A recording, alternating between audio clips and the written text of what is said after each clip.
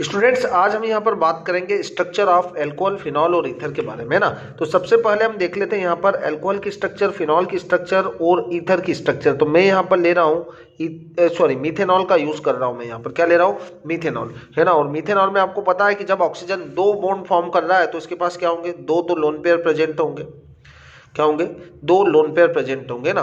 तो ये हमारे पास मीथेनॉल है ना। फिर हमको किसकी कंपेयर करना है? फिनॉल की।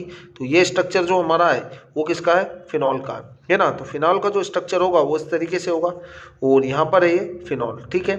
और अगला जो है वो ईथर। हम तीनों फंक्शनल ग्रुप की कंपेयर करेंगे यहाँ पर।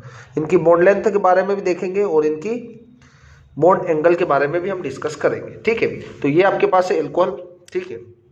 और दूसरा जो आपके पास है फिनॉल है, ठीक है। और तीसरा जो हमारे पास है ये है ईथर, ठीक है। सबसे पहले इनके जो कंपेयर कर लेते हैं हम बॉन्ड एंगल के बारे में, है ना। तो जनरली आपको मैं बता देता हूँ कि ये जो ऑक्सीजन है यहाँ पर तीनों में क्या है? तीनों फंक्शनल ग्रुप के अंदर जो ऑक्सीजन है वो sp3 हाइब्रिडाइज्ड है। कैसा है? sp3 हाइब्रिडाइज्ड ऑक्सीजन प्रेजेंट है ना। क्योंकि यहाँ पर आपको पता है हाइब्रिडाइजेशन हम कैसे कैलकुलेट करते हैं। तो हाइब्रिडाइजेशन जो कैलकुलेट करने का जो फॉर्मूला होता है वो होता है bond pair plus lone pair, है ना। बॉन्ड पेयर और लोन पेयर को हम क्या कर देते हैं? प्लस कर देते हैं। तो कितने बॉन्ड पेयर है? देखो दो बॉन्ड पेयर है और लोन पेयर भी दो है। तो 2 + 2 इज इक्वल टू कितना होगा? 4। और जब हमारे पास 4 आंसर आता है तो आपका जो हाइब्रिडाइजेशन होता है वो sp3 होता है। कितना होता है? sp3 होता है, ठीक है। ऐसे ही यहाँ पर भी देख लें आप, तो दो लोन पेयर है ना। दो लोन पेयर है और दो बॉन्ड पेयर है। टोटल 4 मतलब होगा sp3। यहाँ पर भी दो बॉन्ड पेयर है और दो लोन पेयर है तो sp3। और आपको पता है कि जब भी sp3 हाइब्रिडाइजेशन होता है तो बॉन्ड का जो ज्योमेट्री होती है, किसी भी कंपाउंड की जो ज्योमेट्री होती है वो कैसी होती है? टेट्राहेड्रल होती है। कैसी होती है? टेट्राहेड्रल।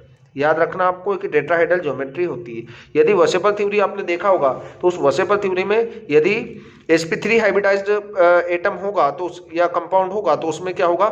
उसका जो शेप होगा वो टेट्राहेड्रल होता है। और बॉन्ड एंगल कितना होता है? 109 डिग्री और 28 मिनट का बॉन्ड एंगल होना चाहिए जनरली, है ना। बट यहाँ पर क्या है? यहाँ पर लोन पेयर की प्रेजेंस, ये जो हमारी नॉर्मल जो ज्योमेट्री होती है वो sp3 कार्बन या sp3 एटम होगा तो टेट्राहेड्रल ज्योमेट्री होना चाहिए एक नॉर्मली, जिसके पास क्या होगा? लोन पेयर प्रेजेंट नहीं होगा। बट यहाँ पर तो आपको क्या दिख रहा है? यहाँ पर लोन पेयर दिख रहा है। सभी स्ट्रक्चर में आपको ऑक्सीजन के पास एक लोन पेयर दिख रहा है। इसके पास दो लोन पेयर है, यहाँ पर भी दो लोन पेयर है, यहाँ पर भी दो लोन पेयर है। अब यहाँ पर यदि इसकी बात करें हम तो इसमें जो बॉन्ड एंगल होता है वो कितना होता है? होना जनरली 109 चाहिए, बट यहाँ पर क्या हो जाता है? थोड़ा सा लेस हो जाता है। और कितना हो जाता है? 108 डिग्री और 9 मिनट। ये इसका बॉन्ड एंगल होता है अल्कोहल में। और हम ईथर की फिनाल की बात हम करेंगे यहाँ पर तो कितना होता है? 109 डिग्री होता है। कितना होता है? 109 डिग्री होता है। और जब ईथर की बात करें तो कितना होता है? 111 होता है, 11, है ना।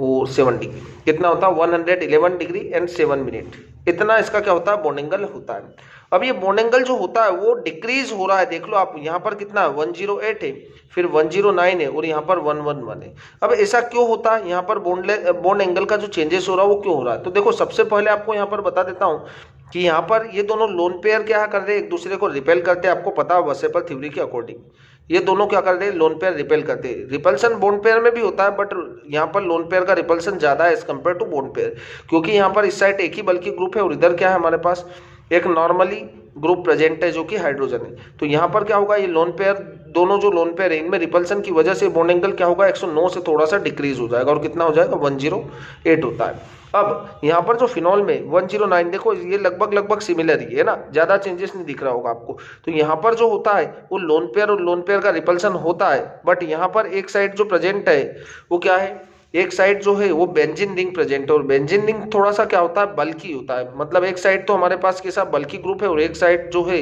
वो छोटा ग्रुप या स्मॉल ग्रुप प्रेजेंट है। तो यहाँ पर रिपल्सन इतना ज्यादा नहीं है। तो यहाँ पर कितना होगा? 109 डिग्री का एंगल होता है। आपको ये डाटा याद नहीं रखना है, बट आपको क्या थोड़ा इसके बारे में इंफॉर्मेशन पता होनी चाहिए। और ईथर की बात करें तो यहाँ पर देखो लोन पेयर का रिपल्सन हो रहा है, बिल्कुल हो रहा है। बट यहाँ पर बॉन्ड पेयर और बॉन्ड पेयर में भी रिपल्सन हो रहा है, क्योंकि यहाँ पर दोनों साइड क्या ग्रुप अटैच है? बल्कि ग्रुप प्रेजेंट है। और बल्कि ग्रुप प्रेजेंट है तो ये भी एक दूसरे को क्या कर रहे होंगे? रिपेल कर रहे होंगे। और रिपेल कर रहे तो यहाँ पर लोन पेयर की कंपेयर में बॉन्ड पेयर का रिपल्सन क्या होगा? ज्यादा होगा। ये दोनों भी क्या कर रहे होंगे, एक दूसरे को रिपेल कर रहे होंगे। तो यहाँ पर बॉन्ड लोन पेयर की कंपेयर में बॉन्ड पेयर का रिपल्सन क्या है, ज्यादा है, इस कारण बॉन्ड एंगल क्या होता है, थोड़ा सा बढ़ जाता है। तो ईथर में बॉन्ड एंगल कितना होगा, 111 मतलब 111 डिग्री का होगा। और फिनॉल की बात करें हम तो बॉन्ड एंगल जो होगा 109 डिग्री का होगा। और एल्कोहल की बात करें तो बॉन्ड एंगल होगा 108 डिग्री का होगा, है ना। तो ये तो नॉर्मली बॉन्ड एंगल की बात हमने कर ली, है ना। अब हम यहाँ देखते हैं, अब हम यहाँ देखेंगे बॉन्ड लेंथ के बारे में। अब इनकी बॉन्ड लेंथ भी जान लेते हैं अपन, है ना। तो बॉन्ड लेंथ देख लेते हैं अपन। अब जो बॉन्ड लेंथ होती है वो किस टाइप से चेंज होती है, तो मैं पहले लेता हूं यहाँ पर इथेनॉल। ठीक है, ये हमारे पास क्या है, इथेनॉल है। और इथेनॉल के जो कार्बन और ऑक्सीजन के बीच का जो बॉन्ड लेंथ होता है वो होता है 142 पिकोमीटर। कितना होता है, 142 पिकोमीटर। ठीक है, ये हमारे पास होता है। और फिनॉल की बात करें हम तो यही बॉन्ड एंगल क्या होता है, सॉरी बॉन्ड लेंथ क्या हो जाती है, थोड़ा सा चेंज हो जाती है। और बॉन्ड लेंथ जो होती है यहाँ पर कितनी हो जाती है, 136, कितना हो जाती है, 136 पिकोमीटर। कितना हो जाती है, 136 पिकोमीटर। अब उसका रीजन मैं आपको बता देता हूँ। यहाँ पर की बात करें हम तो यहाँ पर जो है वो कितना है, 142 है। आपको पता है सिंगल बॉन्ड है। बट यहाँ की बात करें हम तो यहाँ पर क्या होता है, रिजोनेंस के कारण डबल बॉन्ड कैरेक्टर होता है। और आपको पता है कि सिंगल बॉन्ड की जो लेंथ होती है वो क्या होती है, ज्यादा होती है as compared to double bond, है ना। डबल बॉन्ड की लेंथ से जो क्या होती है, सिंगल बॉन्ड जो होता है उसकी लेंथ जो होती है वो ज्यादा होती है। तो सिंगल बॉन्ड क्या होगा, ज्यादा लेंथ वाला होगा, इसलिए इसकी बॉन्ड लेंथ कितनी होती है, 142 पिकोमीटर होती है। और यहाँ पर कितनी होती है, 136 पिकोमीटर होती है। क्योंकि इसमें क्या होता है, रिजोनेंस होता है, आपने रिजोनेटिंग स्ट्रक्चर से देखे होंगे। बट इतना मैं बता देता हूँ आपको कि यहाँ पर जो फिनॉल की बात करें हम तो फिनॉल में क्या है, देखो O और H, है ना। ये लोन पेयर जो होंगे इसके पास दो लोन पेयर है। यदि ये लोन पेयर यहाँ आएगा हाइड्रोजन को लॉस करने के बाद तो ये पाई इलेक्ट्रॉन का शिफ्टिंग यहाँ पर हो जाएगा। तो देखो यहाँ पर अगले स्ट्रक्चर में क्या आ जाएगा, डबल बॉन्ड आ जाएगा। और डबल बॉन्ड आ जाएगा तो डबल बॉन्ड की लेंथ जो होगी वो क्या हो जाएगी, डिक्रीज हो जाएगी। इसलिए यहाँ पर क्या होती है, बॉन्ड लेंथ ज्यादा होती है और यहाँ पर बॉन्ड लेंथ कम होती है। तो आपको सिर्फ ये बॉन्ड लेंथ नॉर्मली पता होनी चाहिए कि किसमें बॉन्ड लेंथ ज्यादा होती है ना। तो ये आपको खाली डाटा पता भले ही ना हो तो भी चल जाएगा। बट आपको ये पता होना चाहिए कि एल्कोहल में कार्बन और ऑक्सीजन के बीच की जो बॉन्ड लेंथ होती है वो ज्यादा होती है एज कंपेयर टू फिनॉल, है ना। तो इस तरीके से आप क्या कर सकते हैं, बॉन्ड लेंथ और बॉन्ड एंगल को कैलकुलेट कर सकते हैं। फिनॉल इसकी बात करें हम किसकी, ईथर की, तो ईथर के अंदर कितना जो कार्बन और ऑक्सीजन के बीच का जो लेंथ होती है वो होती है 141। कितनी होती है, 141। तो CH3O और CH3, ठीक है, यहाँ पर कितनी होती है, 141।